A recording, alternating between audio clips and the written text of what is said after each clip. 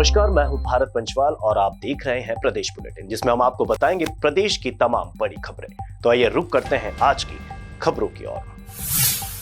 देवास में श्री खेड़ापति सरकार की धार्मिक श्रद्धा भक्ति से भरी प्रभात फेरी 4 जनवरी को स्थानीय खेड़ापति मंदिर से सुबह 5 बजे निकली, जिसमें भगवान खेड़ापति सरकार प्रभात फेरी के रूप में देवास नगर भ्रमण पर निकले।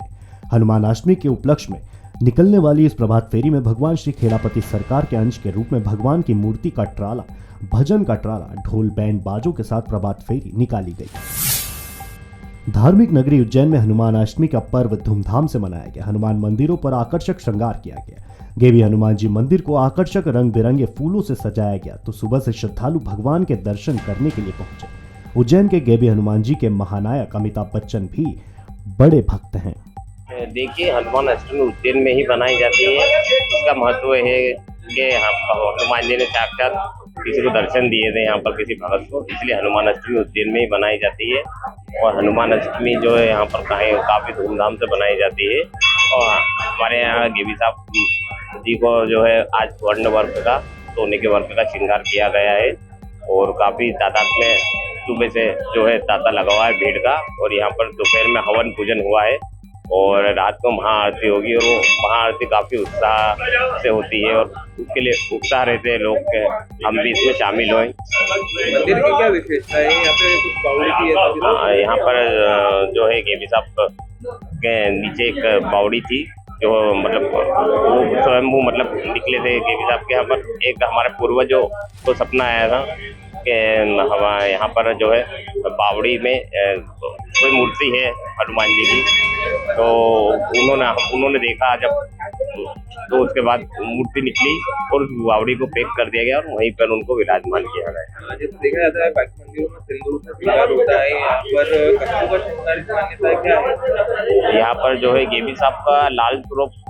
लाल हिंदू से श्रृंगार किया जाता है, क्योंकि मतलब पूर्वजों का मानना यह था कि यहाँ पर जो है लाल सिंदूर, हनुमान जी को लाल स्वरूप माना जाता है कि वो लाल है, इसलिए यहाँ पर हमारा चमेली के तेल से लाल सिंदूर चढ़ाया जाता है। ये भी देखा जाता है अमिताभ बच्चन भी इस मंदिर का ट्वीट करते हैं। जी, अमिताभ बच्चन जी जब कोरोना में थे तो उनके मित्र ने यहाँ पर श्रृंगार करवाया था मुझसे, तो कि वो मतलब स्वस्थ हो जाए, ठीक हो जाए, तो उन्होंने श्रृंगार करवाया था। तो जब वो स्वस्थ हो गए तो उन्होंने श्रृंगार करवाया था। इंदौर में नए साल की शुरुआत होते ही आपराधिक घटना भी बढ़ती हुई नजर आ रही है। मॉर्निंग वॉक पर गए प्रॉपर्टी कारोबारी के घर में हथियार लेकर बदमाश डकैती के लिए घुसे। आरोपी कारोबारी की पत्नी को बंधक बनाकर डकैती की योजना करने वाले थे, लेकिन स्वान की आवाज सुनकर वे भाग खड़े हुए। राजमहल रोड है, जो कि थराजुली इंदौर के अंतर्गत है। वहाँ पर सुबह लगभग 6:30 से पौने 7 के बीच में कुछ अज्ञात बदमाश थे, जो कि एक घर में जाकर घर में घुसे और वहाँ पर चूंकि एक जो महिला थी उनको बांध दिया और उसके बाद वहाँ पर बांध दिया। तब तक इनका जो डॉग था और उनके जो पति जो घूमने गए हुए थे वो घूम कर आए और जो कुत्ता आ गया था उनका, जब कुत्ता भौंकने लगा तो ये सभी लोग भाग गए। इसमें कुछ एक के पास कट्टे जैसे ही चीजें दिख रही है, जो कि सीसीटीवी में देखा गया है। 8 बदमाशों के खिलाफ डकैती के प्रयास का मामला थाना-जुली इंदौर में पंजीबद्ध कर लिया गया है। सीसीटीवी फुटेज के आधार पर आइडेंटिफिकेशन की जा रही है। जल्दी उनको आइडेंटिफाइड किया जाकर वैधानिक कार्रवाई सुनिश्चित की जाए।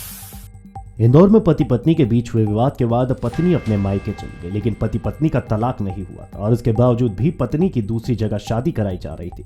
इसकी आपत्ति लेने के बाद साले द्वारा स्वयं के जीजा का अपहरण करने का मामला सामने आया है। द्वारकापुर थाना क्षेत्र के अंतर्गत एक जो फरियादी है उसके द्वारा रिपोर्ट लिखाई गई है। इस तरह का मामला सामने आया है। इसमें फरियादी के द्वारा बताया गया कि उसकी जो पत्नी थी मायके गई हुई थी और मायके जाने के बाद फिर उसका जो साला था उसने उसकी पत्नी की कहीं दूसरी जगह शादी करा दी, जबकि उसका तलाक भी नहीं हुआ था। और उसके बाद फिर उसने कोर्ट में केस रजिस्टर करा दिया। उसके बाद ये लोग, उसका जो साला आया, साला अपने कई अन्य लोगों के साथ आया और उसको गाड़ी में डालकर बैठा के ले गया, उसके साथ मारपीट की और उसे धमकी दी कि केस कोर्ट में दिया है उसको वापस ले लो। तो इस आधार पर थाना द्वारकापुरी में केस रजिस्टर किया कर इन्वेस्टिगेशन किया। आज के लिए इतना ही। ऐसी तमाम खबरों के लिए बने रहिए मृदुभाषी प्रदेश के साथ।